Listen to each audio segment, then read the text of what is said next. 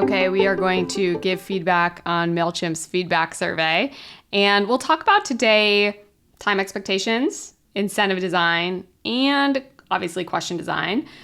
We'll start with time expectations, which we've talked about before, but keeps popping up in this world where people just want to tell you how long something will take. It's like, this is a gift. I'm telling you that it'll take 15 minutes, Mailchimp. What? Who has 15 minutes? So they're telling me it's going to take 15 minutes. And what's likely going to happen is that I'm going to think, great, this is 15 minutes. I'll do it later. And then later becomes never. We did a study where we gave people 10-minute time expectations. This will take 10 minutes. And it performed worse than no time expectations. So if you want to drive the end behavior of conversion, time expectations, I would be cautious of. The other problem with 15 minutes is that people who take 15-minute surveys are probably different than people who don't take 15-minute surveys. And so the people get to the very end, it would be hard to generalize their results across the full Mailchimp population, and or you wouldn't know how they're different. There's many times where we ask questions about what we call observables. These are demographic or income questions, and those are observables, but the unobservable could be, I'm really motivated by money. And it's harder to ask that in a survey question. And so we don't know exactly how those people are different. Those 15-minute survey takers are different, but we can assume that they are. This is generally a problem with survey design, is solving for self-selection and trying to mitigate those issues. You can never do it perfectly, but definitely the way not to do it is to design a 15-minute survey and compare those people to the other people. Great. So the second thing we'll talk about is incentive design, which is paying people to do something. Definitely not opposed to paying people this $20. I get nervous about two things. The first one is for those who qualify. For those who qualify means that it's almost like a lottery where you don't know, and kind of people then are playing the game of, do I trust you or don't I trust you? And so we've seen that basically a low guaranteed amount can sometimes perform better than a, uncertain high amount. So in this case, this is a low uncertain amount. I am nervous that people would just say, not worth it, right? Not worth it to do it.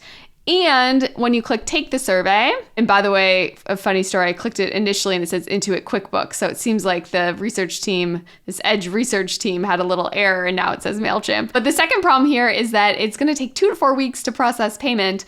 The best way to design an incentive is immediate, right? So I'm going to flip the light switch, the light goes on. I understand behavior outcome. That's how incentives should be designed, is very, very close. The outcome with the behavior that you do. This is 2 to 4 weeks. My gosh, what a bummer. So you're basically paying people this and then not actually kind of motivating everyone that you could to do the thing that you want. But we will continue anyway, even though it's going to take 2 to 4 weeks. Okay, so I have now gone through probably only 3 minutes of questions, but it's felt like 50. And we are to one of the core problems with survey research design, which is saying, how likely are you to consider blah, blah, blah, blah, blah. And there are multiple problems with this, but the main one is cheap talk, is that I could say, yeah, I'm definitely up to consider a new customer relationship management solution, but I could also be up to consider, new HR solutions, new culture solutions, and employee feedback stuff. Like, I may have a lot of priorities for the next year. This doesn't mean that I will do it. Okay, on to the next question that is concerning. So basically, this is the one where Intuit Mailchimp is asking for compliments. How believable is it that this product would free up more of your time? We could say extremely believable. How believable is that it would generate more revenue and sales? Extremely believable. Thank you so much, Intuit Mailchimp. Okay, so why I'm making fun of this is because, again, this is not that informative. It seems like they're trying to get insights into their value prop, but again, there's no teeth into it. And so I could say, sure, it'll free up more of my time. Does that mean anything about my future behavior? Absolutely not.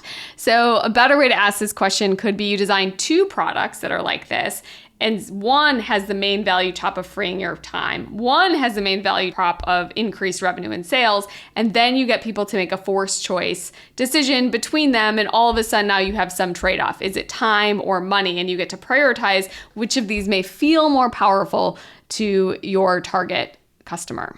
Okay, I've now just gone through a lot of these questions of asking me how useful it is for something. And I'm a little disappointed with Mailchimp, with Intuit, on doing this. This feels like what's going to happen is it's going to be persona development. They're going to say, because she is a small business that uses contractors, she is interested in invoicing. And then they're going to hand this to the product team and say, go build an invoicing service. That is an old school way of doing any kind of product or customer discovery. What I would more like from this is you just say, okay, we find it reasonable that people who are a small business with contractors may need an invoicing service. And because we know our customer, because we're into it, because we've been doing this forever. And so we're going to stick a little promo in QuickBooks, or we're going to stick a promo in Mailchimp and advertise it and actually see if people click. This is a classic dry test. Maybe you do 3 or 4 versions of an invoicing service and see which type of invoicing service people could be interested in. And, that would probably cost you as much time as paying people $20 to do this study, summarizing up the results, having all the stakeholder meetings. This feels like a very old school approach to gathering insights, and I am surprised and disappointed. So I will end there as I continue. I don't even think I'm going to get my $20 because I can't do it. I'm just, next. Going to just continue. Oh, wow. This is, I don't know. I don't think, okay, bonus insight here. I don't think people think like this. What is the maximum number of employees or contractors you would want access to?